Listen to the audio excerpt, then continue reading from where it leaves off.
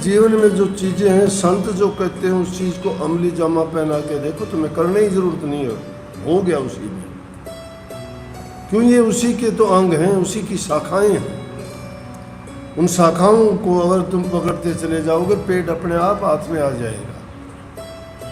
लेकिन तुम तो सीधे ही पेड़ को पाना चाहते हो कि अंतर दर्शन दीजिए, अंतर दर्शन यूं ही कैसे दे देंगे? पहली चीज़ है इंसान अपना कमा के खाए, वो भी शुद्ध होना चाहिए। शुद्ध अन्न खाओगे, शुद्ध मन होगा आपका, उसमें शुद्ध विचार होंगे, आपका जीवन पवित्र होगा। शुद्ध अन्न, सात्विक भोजन खाने वाला इंसान किसी का बुरा नहीं कर सकता। लेकिन जो आदमी बुरा या हेरा फेरी का खाता, वो हिंसक हो जाता है, क्योंकि वो उसने बुरे ख्याल, बुरे विचार, उसमें जो भी चीज़ है उसमें यूं का यूं असर होता है। आप भी खाना बनाती हो, कभी गुस्से में खाना बनाती हो और उसको बच्चे या घर वाले खाते, विरोधी हो जाएगा। अगर तुम बनाते वक्त प्यार से खाना बनाती हो तो जो भी उस खाना को खाएगा उसको बड़ा शांति और प्यार मिलेगा।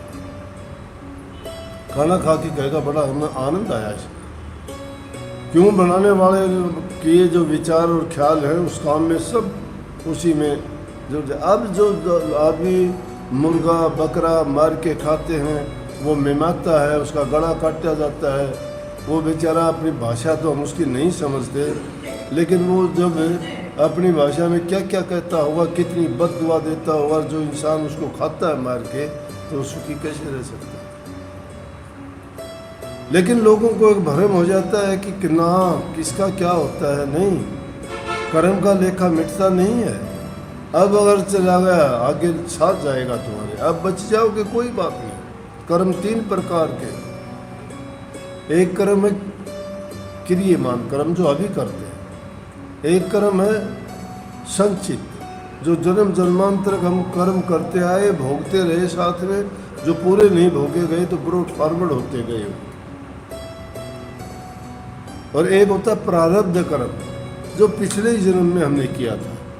प्रारब्ध कर्म का फल हमें अब मिलता है, लेकिन जो कर्म का भार जन्म जन्मांतर से बचा हुआ इकट्ठा है, संचित कर्म है, वो जब तक भोग नहीं लिए जाते जीव का पीछा नहीं छोड़ता। कितने लोगों को नहीं देखते, कई बार ऐसे बच्चों को देखते हैं, कोई गर्दन नहीं उठाता, कोई पैरों से चल नहीं पाता, किसी की आंखें नहीं है, कोई लूला लंगड़ा है, कोई कैसा है, वो एक प्रकार का क्या है जिसमें कोई समझ नहीं, ज्ञान नहीं। उसने जीवन में आके क्या किया? अब तो कर्म किया ही नहीं उसने। इसका मतलब पिछला कोई कर्म तो था ही उसका।